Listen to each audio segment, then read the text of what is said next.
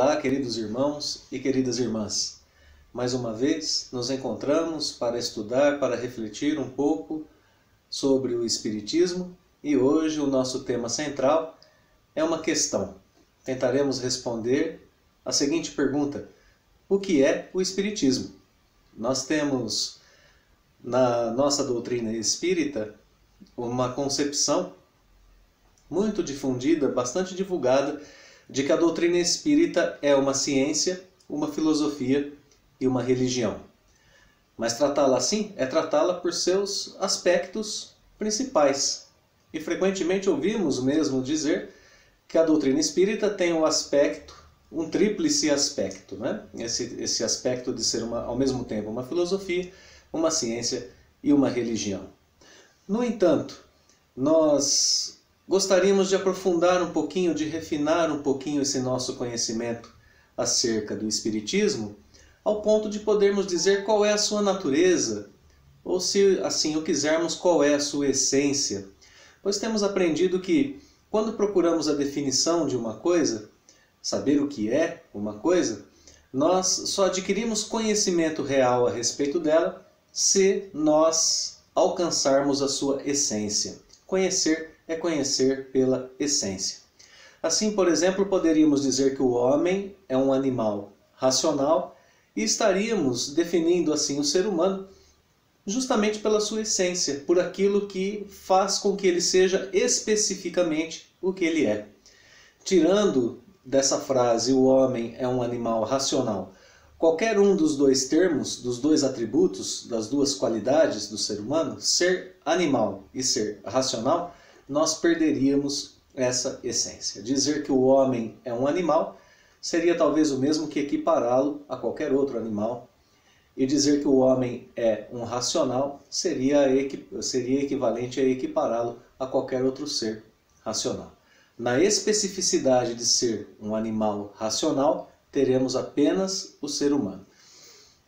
Tentaremos esse exercício também com a doutrina espírita hoje, procurando os caminhos que nos levem a solucionar alguns problemas que surgem a todos nós espíritas quando tentamos entender em que sentido o Espiritismo é uma ciência, uma filosofia e uma religião. Isso porque nós temos alguns textos dentro da doutrina que podem nos causar esse embaraço, mesmo alguns pós-codificação. Aqui nessa obra inesquecível de Leon Denis, O Problema do Ser, do Destino e da Dor, nós veremos logo na introdução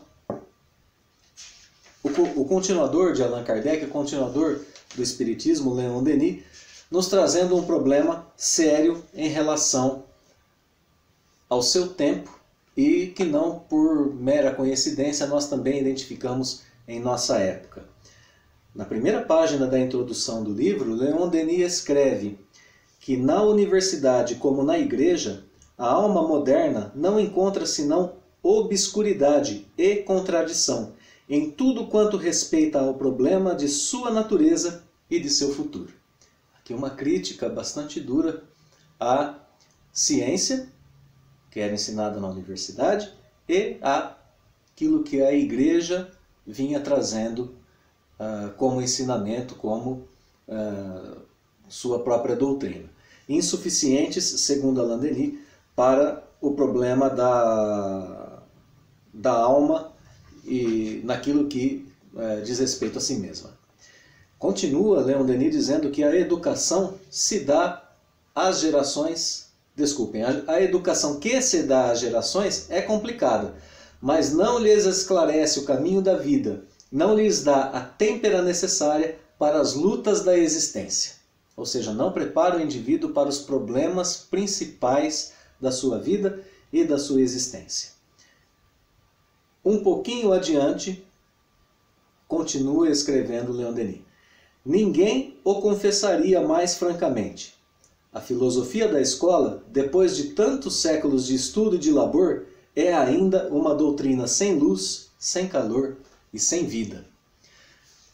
Eu acho que nós podemos perceber que em uma página e meia, Leon Denis aponta um problema essencial em relação à ciência, à filosofia e à religião terrenas. Elas não são suficientes para explorar o mundo do espírito. Não são suficientes para preparar o indivíduo para os problemas essenciais da sua existência.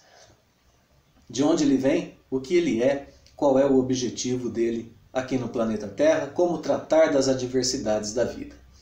Agora, nós temos esses problemas em relação à ciência, filosofia e religião na época de Leon Denis. Acredito que podemos dizer o mesmo em nossa época, e nós pretendemos dizer que a doutrina espírita apresenta a solução a esse problema apontado por Leon Denis.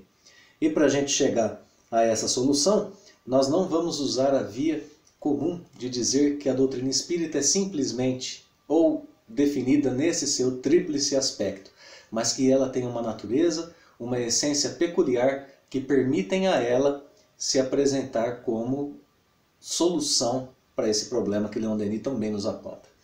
Vamos começar pelo aspecto científico da doutrina espírita.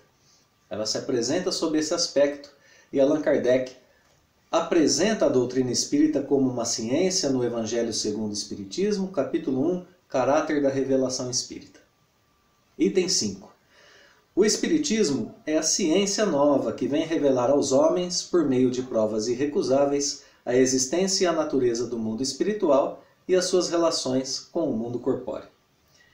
Agora, se ela é de fato uma ciência, como diz o codificador, e nós temos vários motivos para dizer que o é, nós precisamos entender como ou que tipo de ciência ela é.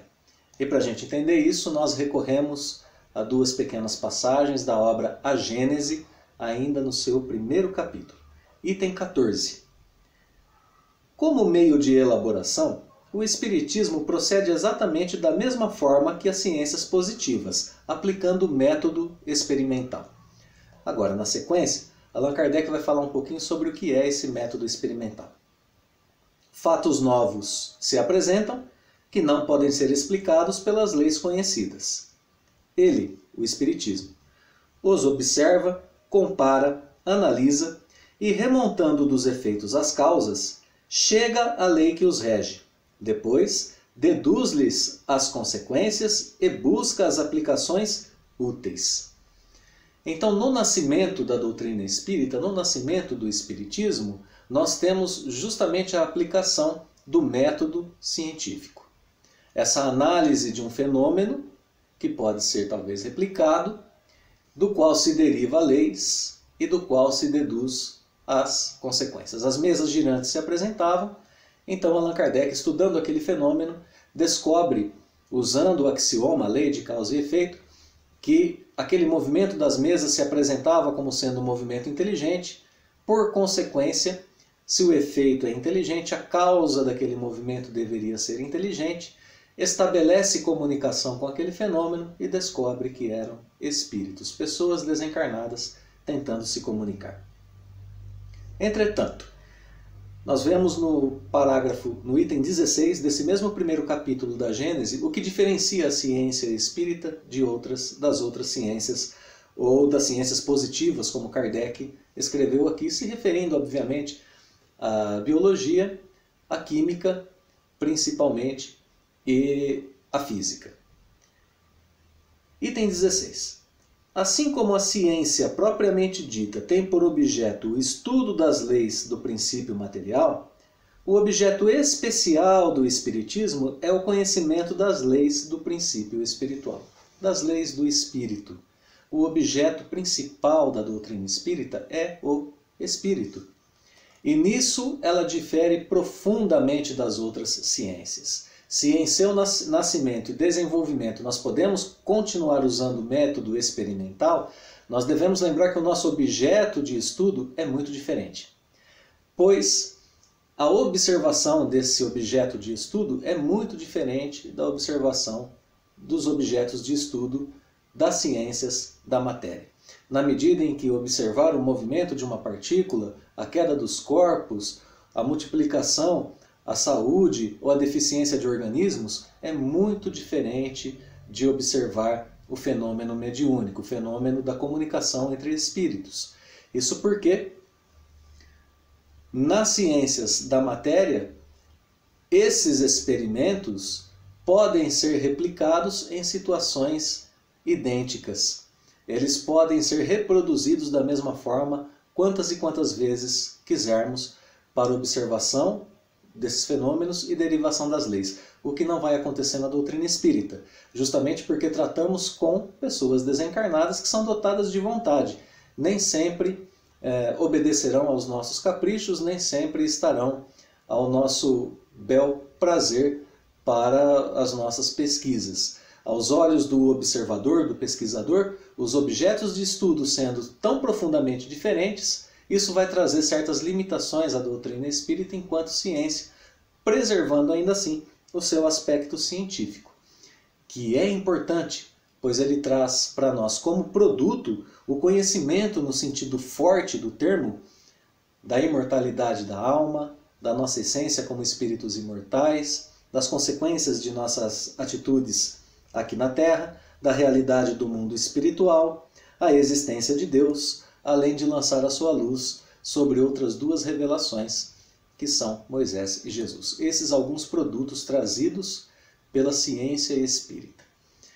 Vamos tratar um pouquinho agora da questão da filosofia espírita. Nós vemos já na capa de rosto do Livro dos Espíritos a expressão filosofia espiritualista, dando à filosofia espírita já o seu aspecto principal, o aspecto de uma filosofia espiritualista, divergindo, se diferenciando das outras filosofias humanas comuns aqui no planeta Terra.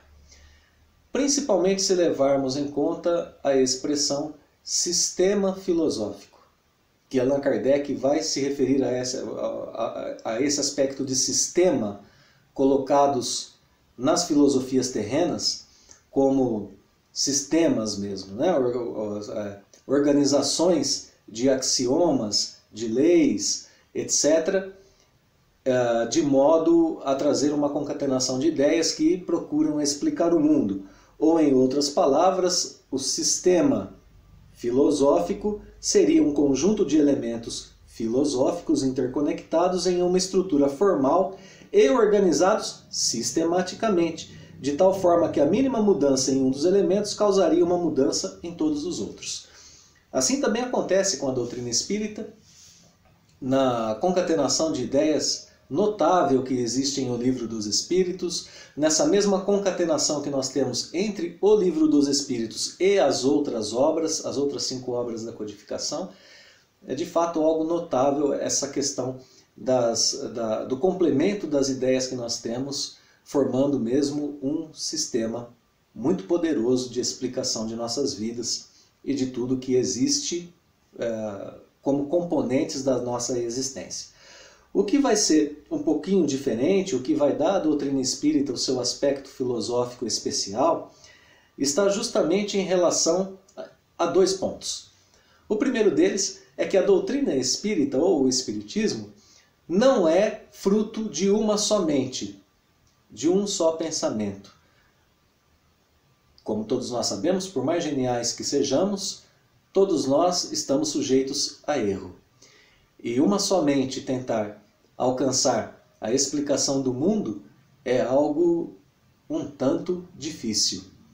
E quando nós vemos as filosofias de Platão, a filosofia platônica, aristotélica, cartesiana, hegeliana, kantiana e assim por diante, cada uma delas no decorrer do tempo sendo superadas enquanto sistemas e sendo atacadas, sendo melhoradas e assim por diante, a gente já tem uma ideia de que uma unicamente pensando um sistema filosófico será futuramente ultrapassada e ficará em certo momento obsoleta. Então, Allan Kardec escreve logo na entrada de O Livro dos Espíritos, logo na sua introdução, que é uma introdução ao estudo da doutrina espírita, que o Livro dos Espíritos é um repositório dos ensinamentos dos espíritos superiores, escrito por ordem e mediante o ditado desses espíritos superiores, para estabelecer os fundamentos de uma filosofia racional isenta dos preconceitos do espírito de sistema. E se voltarmos então um pouquinho ainda à capa de rosto, esses ensinamentos são sobre a imortalidade da alma, a natureza dos espíritos e suas relações com os homens, as leis morais, a vida presente, a vida futura e o porvir da humanidade. Então nisso consiste a filosofia espírita, que deve estar livre desse espírito de sistema, da falibilidade humana. Não é produto de uma só mente, mas do ensino de espíritos, no plural, superiores. Assim, nós superamos também esse problema, que é o problema da limitação do pensamento de uma só inteligência. Coisa que nós encontramos no mito grego, esse mito, né, presente na mitologia grega, do leito de Procusto, para a gente ilustrar um pouquinho o que queremos dizer. Esse mito nasce com a intenção de mostrar a falta de tolerância do ser humano com a desigualdade, com a diferença do outro. E nós podemos aplicá-lo aqui em relação às filosofias humanas, pois elas, enquanto sistemas fechados, tendem a agir como Procusto, esse ser mitológico que habitava uma floresta e que levava os viajantes que passavam pela sua floresta até a sua casa, na qual ele continha uma cama de ferro. Essa cama de ferro tinha exatamente o tamanho de Procusto. E ele colocava então essa pessoa deitada sobre a cama de ferro. A pessoa que fosse maior do que a cama tinha aquela parte que sobrava cortada. E a pessoa que fosse menor do que a cama de ferro de Procusto era esticada até chegar ao seu tamanho. Bom, o resultado inevitável dessas experiências era a morte da pessoa que era levada à casa de Procusto. E acontece ainda que ele também tinha um artifício. Ele tinha duas camas com tamanhos diferentes para que ninguém escapasse. Os sistemas filosóficos que não dão conta de explicar o mundo todo acabam fazendo a mesma coisa. Explicam algo a mais em relação a coisas simples, complicam aquilo que é simples, tem que esticar um pouquinho, e muitas vezes aquilo que sobra no mundo lá fora eles são obrigados a cortar e jogar fora, e deixar de lado. Portanto, a doutrina espírita não pode agir dessa forma. A doutrina espírita, o espiritismo, tem que ser uma filosofia que dê conta, que possa explicar o mundo em sua totalidade, todos os eventos da nossa existência, e assim o fará. E assim o fará. Porque justamente a sua especificidade filosófica é ser uma filosofia espiritualista. Precisamos estar muito atentos, principalmente a bons estudiosos da doutrina espírita, como por exemplo o Dr. Herculano Pires, que escreve no seu texto Filosofia Viva e Racional, que outra coisa de que devemos nos lembrar é que o Livro dos Espíritos não se destinava a criar uma nova escola filosófica, mas a fazer uma nova revelação. E vamos guardar bem essa palavra, revelação. Ela é muito importante.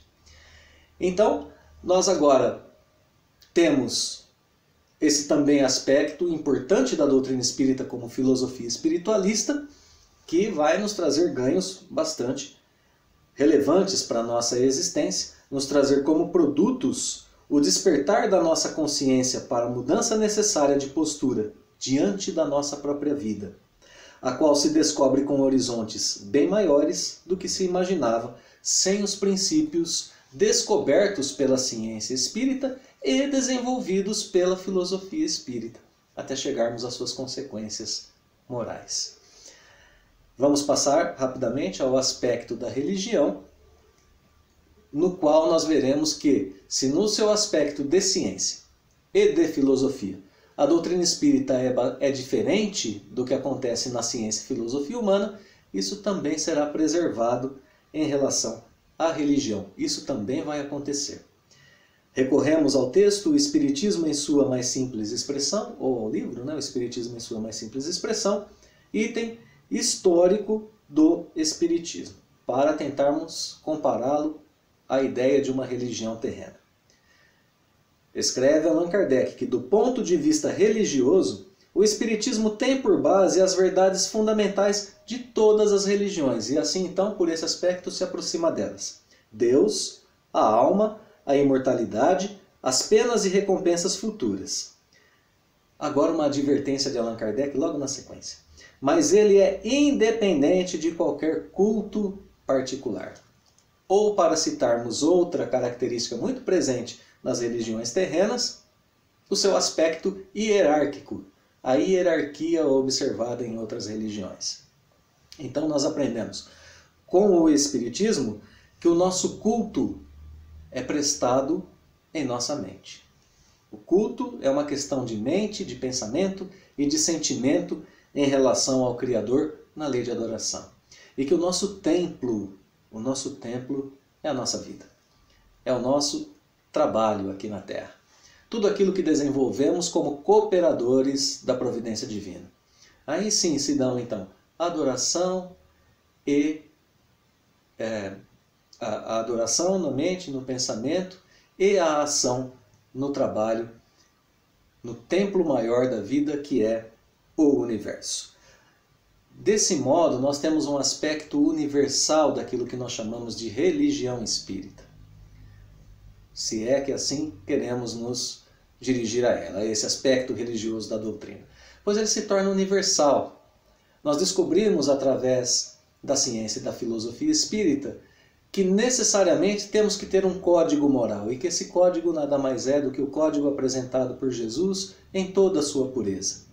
O código que diz amor a Deus sobre todas as coisas e ao próximo como a mim mesmo, em seu grande e inesquecível resumo. Esse código que pode ser adotado por qualquer pessoa no planeta, mesmo que ela não tenha religião, e por isso mesmo Allan Kardec escreve ainda no mesmo item: pode-se, pois, ser católico, grego ou romano, protestante, judeu ou muçulmano, e crer nas manifestações dos espíritos e, por conseguinte, ser espírita. Assim, o Espiritismo nada tem contra qualquer outra religião e aceita qualquer religioso em seu seio, pois, escreve Allan Kardec, no capítulo 8, item 10 do Evangelho segundo o Espiritismo, que o objetivo da religião é conduzir a Deus o homem. Ora, este não chega a Deus senão quando se torna perfeito. Logo, toda religião que não torna o homem melhor não alcança o seu objetivo.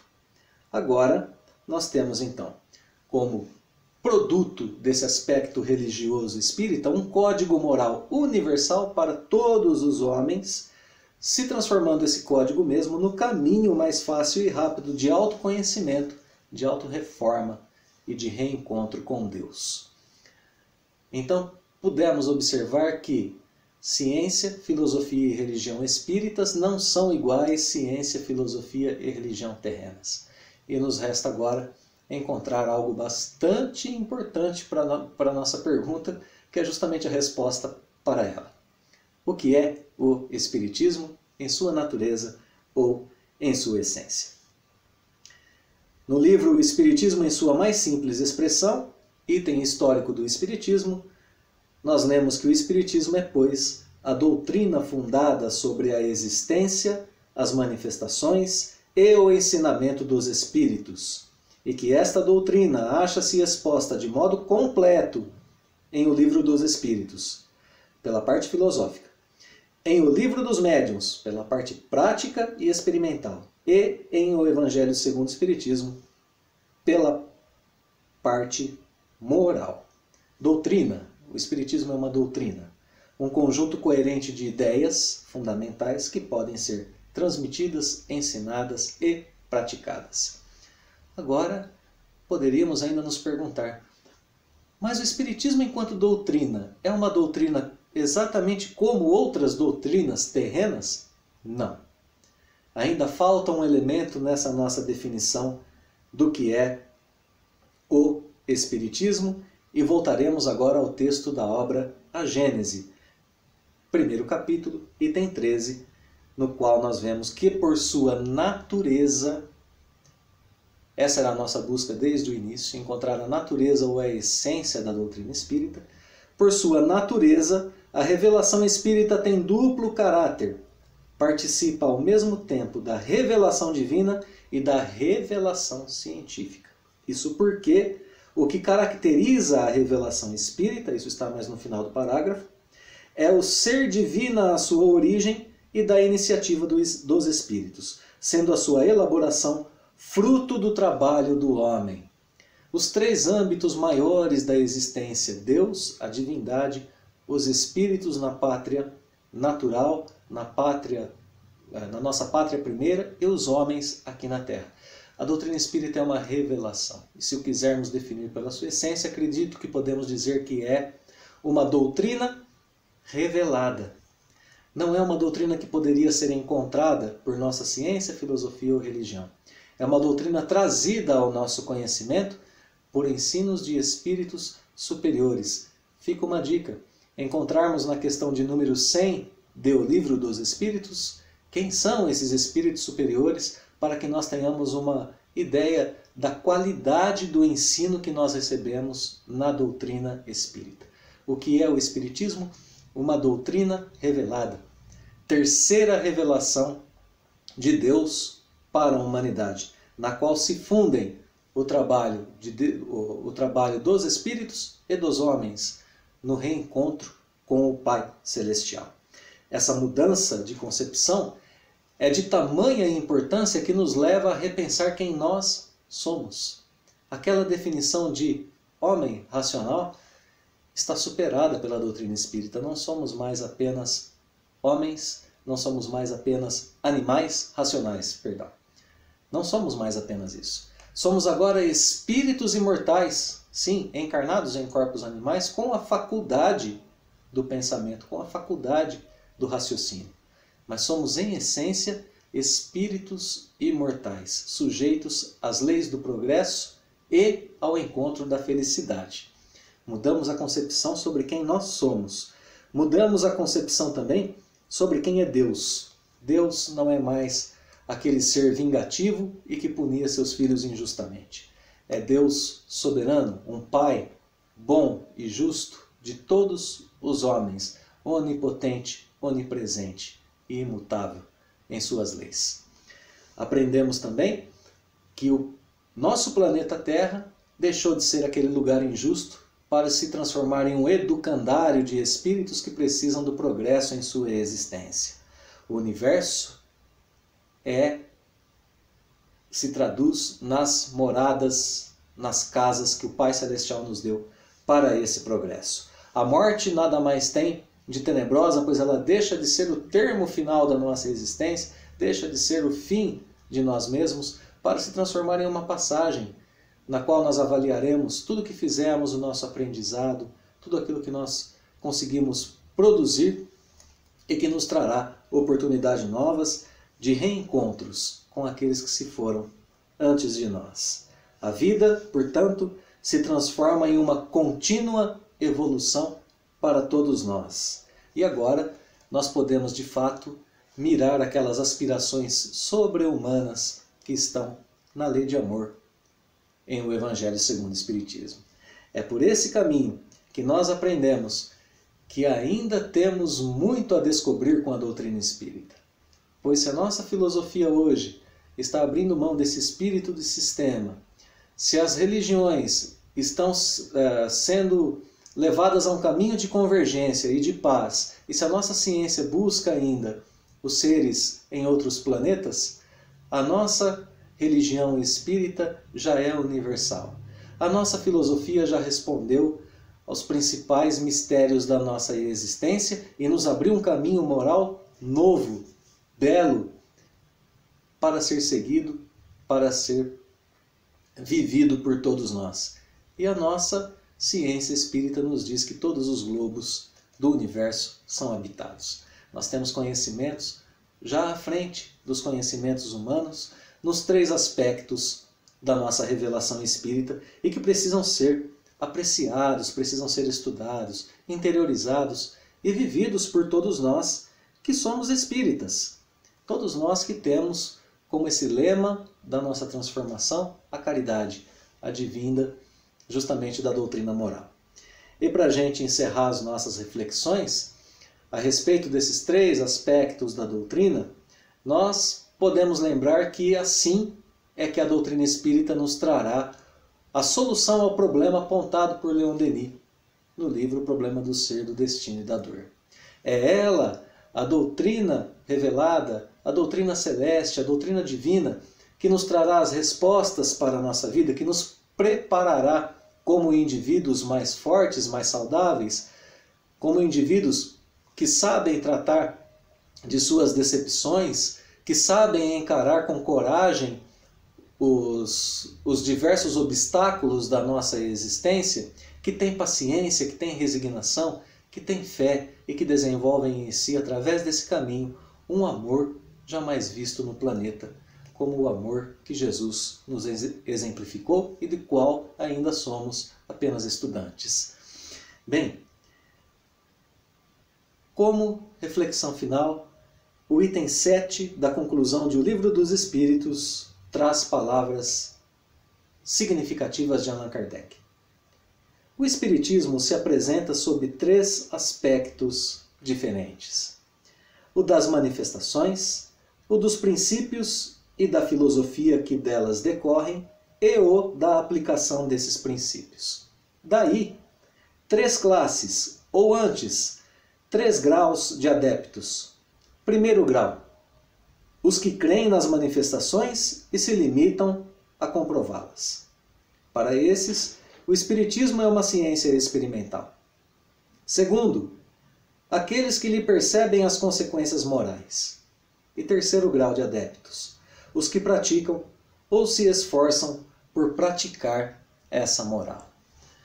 Então nós temos aqui os 3 aspectos da doutrina espírita e com certeza não precisamos nos esforçar muito para identificarmos qual desses aspectos nós devemos trazer preferencialmente para a nossa existência. Sem dúvida nenhuma, o aspecto moral. Esse aspecto que nos leva à nossa mudança e que nos leva a sermos cooperadores de Deus em sua obra. Lembrando que quando aprendermos a nos colocarmos à disposição constante desse aspecto moral em seu aprendizado, seu estudo e sua prática principalmente, aí então teremos transformado a nossa vida naquele ponto no qual nos referíamos há pouco, de que nosso pensamento e nosso sentimento se traduzam no culto, na lei de adoração ao Pai Celestial. E assim transformaremos as nossas experiências cotidianas, cada uma de nossas pequenas experiências, em uma experiência de reaproximação de Deus, transformando assim a nossa vida em templo. O nosso ambiente de trabalho, o nosso ambiente familiar, nosso ambiente de estudos, os nossos círculos de amizade, onde todas as pessoas podem se sentir no templo da nossa companhia. Porque afinal de contas, esse tesouro que é o amor divino habita dentro de nós. Ele pode ser cultivado e pode ser exteriorizado em nossos pensamentos, sentimentos e vibrações. E assim as pessoas que nos cercam sentirão a presença de Deus em nós. Seremos trabalhadores de Deus na Terra. Isso só pode ser alcançado através de uma doutrina revelada, de um ensino superior, um ensino muito à frente dos ensinos comuns e ordinários do planeta Terra. Os nossos votos é de que sejamos todos nós competentes e felizes nessa busca, a partir da compreensão da importância do Espiritismo em nossas vidas, que nós roguemos a Deus então que Ele nos dê os recursos necessários para criarmos em nós tudo isso que nós temos visto e nos transformarmos em bons colaboradores, em bons filhos. Que Deus nos abençoe nessa nossa tarefa, hoje e sempre.